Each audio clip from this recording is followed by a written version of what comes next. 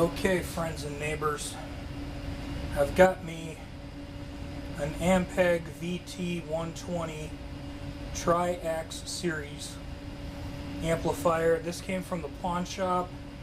Other than a couple of the caps that go on the knobs, everything looked really clean, but it's got different channels, and I figured out how to channel switch. It's on channel C now.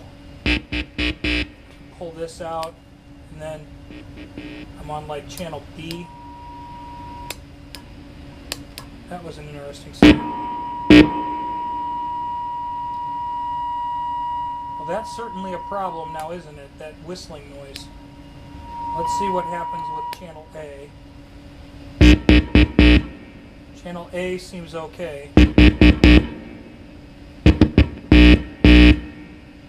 But channel B has a problem, and if I tap on it,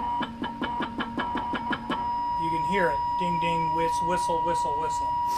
So obviously I was able to buy this at a somewhat discounted price because it did that, and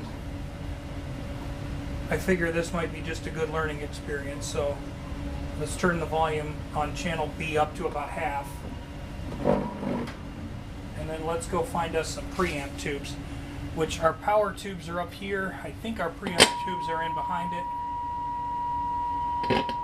Oh yeah. You can't see it. I can hear it. You can hear it definitely. Sounds like a test of the emergency broadcast system. This is only a test. Beep.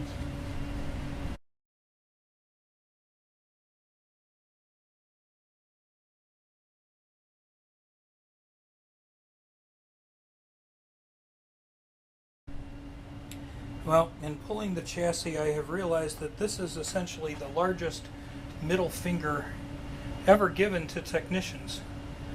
You actually have to extract this whole entire board to get anything on here. What in the world were you people thinking? Dear Lord, I hope this is just microphonic tubes. Okay kids, space cam for you. There's 4 preamp tubes. I couldn't even find that one. Speaker magnets in the way. Getting in there to change those is fun. Okay, so with this thing out of here and being able to see all the tubes, 12AX, 12AX, 12AX, 12AX, and a 12AU, and just playing a little bit of a tink, a little bit more on that one. Not much at all on that one, but a little bit. A little bit there. Knock knock, who's there?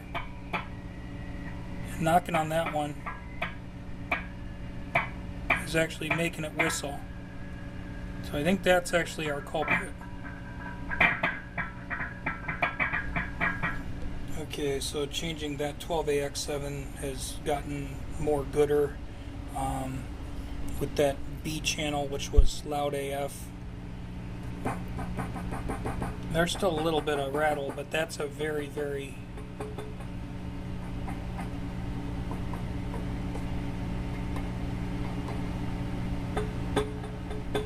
that's a really highly sensitive spot, these two, and that one's got a rattle in it too.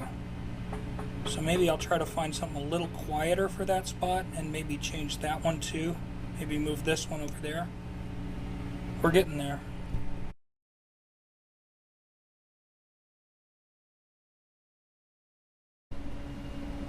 Okay, so decided to get the bias probes out. Those are those Russian short base tubes. They can usually handle a lot of volts without going kaboom, but they don't. You don't want to play with them too hard.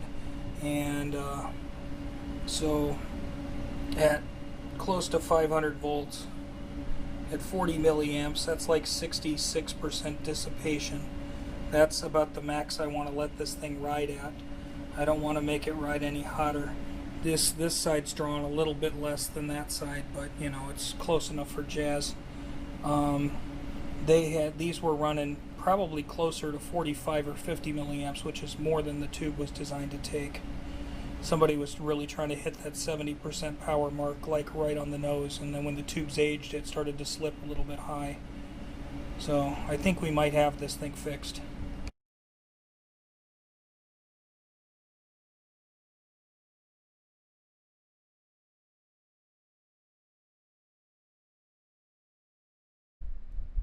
Okay, so like getting this thing out, or getting this thing back in the chassis back in the body was absolutely infuriating. So I probably wasted an hour of my life wrestling with it. But I think we're working good now. Channel C appears to be clean. And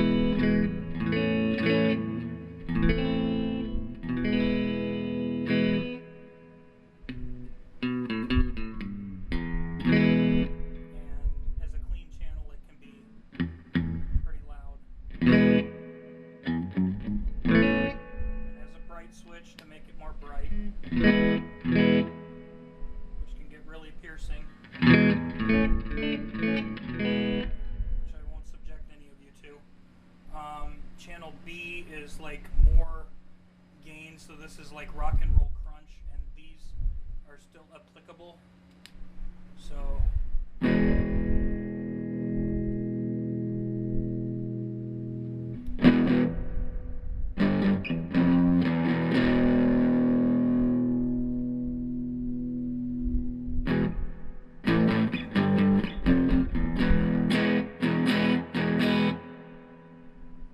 channel A is like even more gain. It's like super high level, you know, and I've got everything turned low because I'll seriously injure this camera.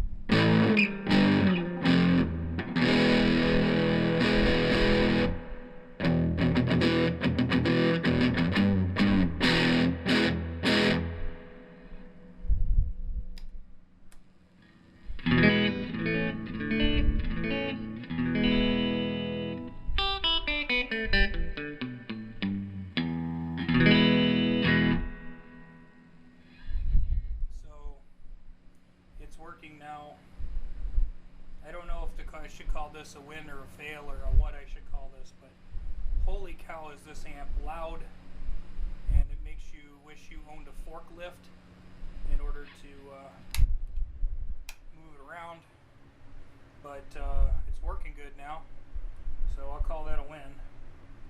Hooray.